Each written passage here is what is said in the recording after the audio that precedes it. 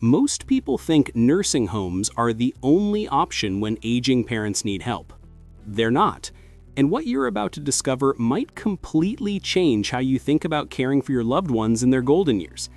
I'm talking about 7 real alternatives that are changing the game for seniors right now. Some of these cost less than traditional nursing homes. Some give your parents more freedom, and some might actually help them live longer, healthier lives. But before we get into all of this, let me tell you why this matters so much. Here's the thing. When my own grandmother started struggling with daily tasks, my family did what most families do. We panicked. We started looking at nursing homes in our area, and honestly, the whole experience felt wrong. The sterile hallways, the shared rooms, the institutional smell that hit you the moment you walked through the door. My grandmother looked at me with these sad eyes and said something I'll never forget. She said, "This feels like giving up." That moment changed everything for me. I started researching. I talked to healthcare professionals. I interviewed families who found different solutions. And what I discovered was eye-opening. There's an entire world of options out there that most people don't even know exist. If this is touching your heart right now, if you felt that same gut-wrenching feeling of not knowing what to do for someone you love, hit that like button because it means other families going through this will get to see it too. And I want to know, have you or a loved one ever been in a nursing home before? Share your experience in the comments because your story might be exactly what someone else needs to hear right now. So let's talk about the elephant in the room first. Why are we all so quick to think nursing homes are the answer? Part of it is because that's what we've been conditioned to believe. It's what our parents' generation did. It's what we see in movies and TV shows. But here's what they don't tell you about traditional nursing homes. The average cost of a private room in a nursing home is over $8,000 per month. That's nearly $100,000 per year. For a lot of families, that means wiping out a lifetime of savings in just a few years. And even if money isn't the issue, there's something else to consider. Studies show that seniors in institutional settings often experience faster cognitive decline compared to those who remain in community-based settings. They lose their independence. They lose their sense of purpose. They lose the things that made them who they are. Now, I'm not saying nursing homes are always bad. For some seniors with serious medical needs, they might be necessary. But for the majority of older adults who just need some extra help, there are better ways. Ways that preserve dignity, ways that maintain quality of life, ways that actually make financial sense. Let me walk you through these 7 alternatives, and you can decide which one might work for your family. Solution number 1, aging in place with home modifications. This is where your parent stays in their own home, but you make changes to keep it safe and accessible. We're talking about installing grab bars in the bathroom, adding ramps instead of stairs, widening doorways for wheelchair access, maybe putting in a stair lift if they have a 2-story house. The beauty of this option is that your parent gets to stay in the environment they know and love. They keep their independence, they maintain their routines, they stay connected to their neighborhood and friends. And here's the kicker. Even with significant modifications, you're usually looking at a one-time cost of somewhere between $10,000 and $30,000. Compare that to years of nursing home fees. But this option works best when combined with some level of support, which brings me to solution number 2. In-home care services. This is where professional caregivers come to your parents' house to help with daily activities. It could be a few hours a week or round-the-clock care depending on what they need. They can help with bathing, dressing, meal preparation, medication reminders, light housekeeping, and companionship. The flexibility here is amazing. Your parent stays home, they keep their independence, and you only pay for the care they actually need. A home health aide typically costs between $20 and $30 per hour. If your parent only needs help a few hours a day, that's way more affordable than a nursing home. Plus, it's one-on-one care. Your parent isn't waiting in line for help or competing for attention with dozens of other residents. The caregiver is focused entirely on them. And many families report that their loved ones actually do better with this arrangement because they're happier and more comfortable in their own space. Solution number 3, adult day programs. Think of this as a senior center on steroids. Your parent goes to a facility during the day where they participate in activities, socialize with peers, enjoy meals, and receive supervision. Then they come home in the evening.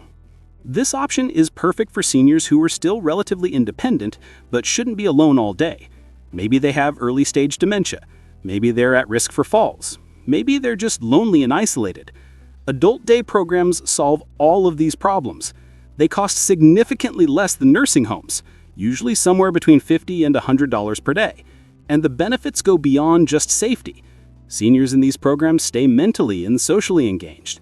They make friends, they participate in activities like art classes, music therapy, exercise programs, and games.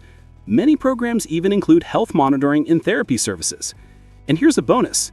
This gives family caregivers a break. If you're working full-time and trying to care for a parent, adult day programs mean you don't have to quit your job or worry constantly while you're at work. Solution number 4. Shared housing or co-housing communities. This is one of the newer trends and it's gaining momentum fast. The concept is simple. A group of seniors lives together in a house or small community, sharing expenses and responsibilities while maintaining their own private spaces. It's kind of like the Golden Girls, but in real life. Everyone has their own bedroom and bathroom, but they share common areas like the kitchen, living room, and yard. They split the costs of rent, utilities, groceries, and maybe a part-time caregiver who helps everyone. The financial benefits are obvious. Instead of paying for a whole house or apartment alone, your parent pays a fraction of that. But the social benefits might be even bigger. Loneliness is a massive problem for seniors. It leads to depression, cognitive decline, and even physical health problems. Shared housing eliminates that isolation. There are organizations now that help set up these arrangements. They match compatible seniors based on interests, lifestyle, and needs. They help with legal agreements. They even provide mediation if conflicts arise. It's a real, legitimate option that more families should know about. Solution number 5. Accessory dwelling units or granny flats. This is where you build or install a small, separate living space on your property for your parent. It could be a tiny house in the backyard, a converted garage, an addition to your home with its own entrance. The advantage here is proximity without sacrificing privacy. Your parent has their own space and independence, but you're right there if they need help. You can check on them daily. You can share meals. You can provide support without the awkwardness of actually living together in the same house. The upfront cost can be significant. Building an ADU might run anywhere from $50,000 to over $100,000, depending on size and finishes. But think about it as an investment. You're not throwing away $8,000 every single month on a nursing home. You're building equity. And when your parent eventually doesn't need it anymore, you can rent it out for income or use it for guests. Many cities have changed their zoning laws in recent years to make ADUs easier to build. Some even offer incentives or streamlined permitting processes. It's worth looking into if you have the space and the budget. Solution number 6, continuing care retirement communities, but the smart way. Now, I know what you're thinking. Aren't these just fancy nursing homes? Not exactly. Continuing care retirement communities, or CCRCs, are different because they offer multiple levels of care in one location. Here's how it works. Your parent moves in where they're still active and independent. They live in their own apartment or cottage. They participate in activities, make friends, and enjoy life. But as their needs change over time, they can transition to assisted living or skilled nursing care without leaving the community. The key is getting in early while they're still healthy. This is where most people mess up. They wait until there's a crisis and then they're scrambling.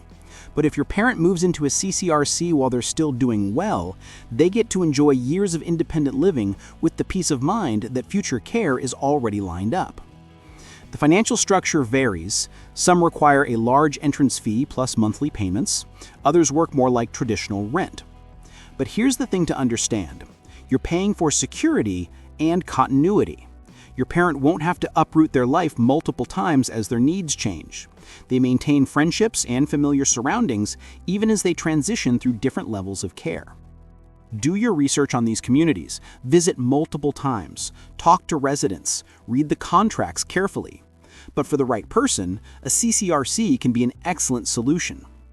Solution number 7, village-to-village networks. This is probably the option you've never heard of, and it might be the coolest one of all.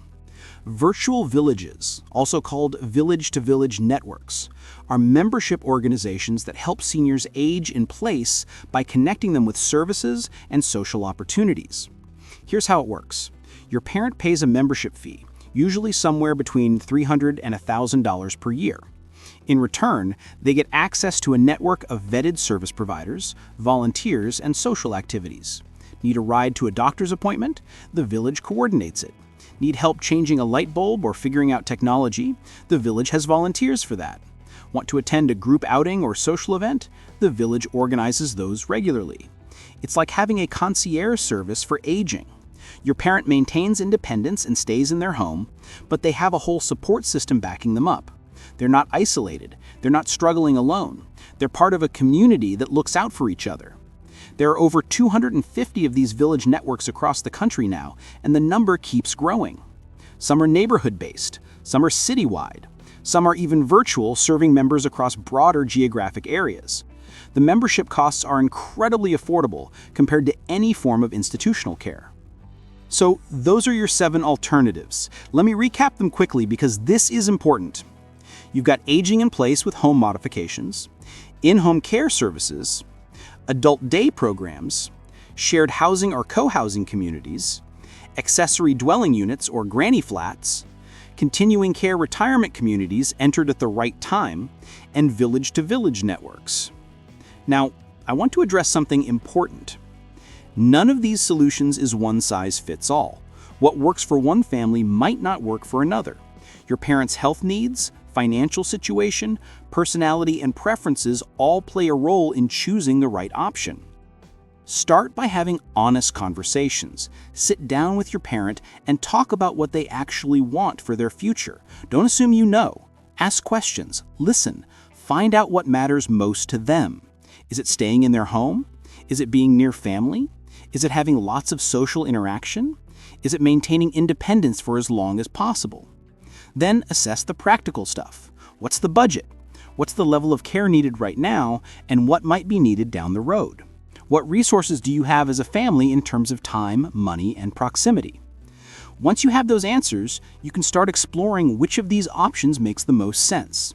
And here's the thing. You might end up combining several of these solutions.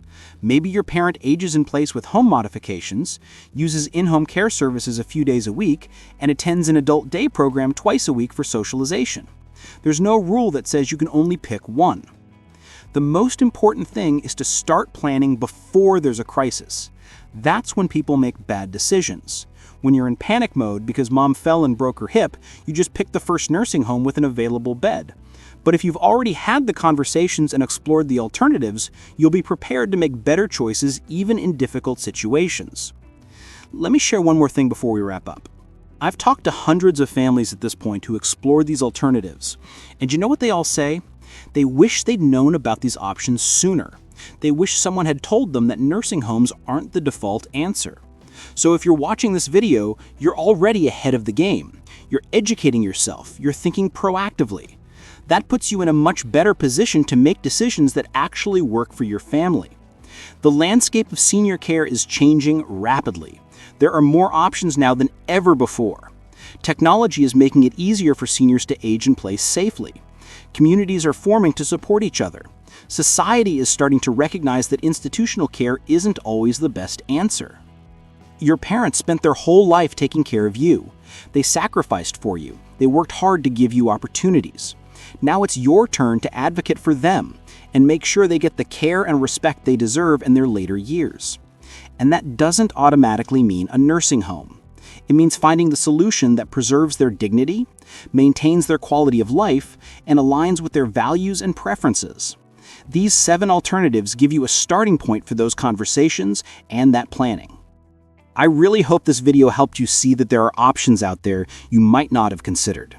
If you found this useful, do like, share, and subscribe so you don't miss future videos about senior health and wellness. Which of these 7 options feels right for your family? Drop a comment and let me know which solution you're thinking about trying, or if you've already used one of these alternatives, share how it worked out because someone reading this might be making that exact same decision right now.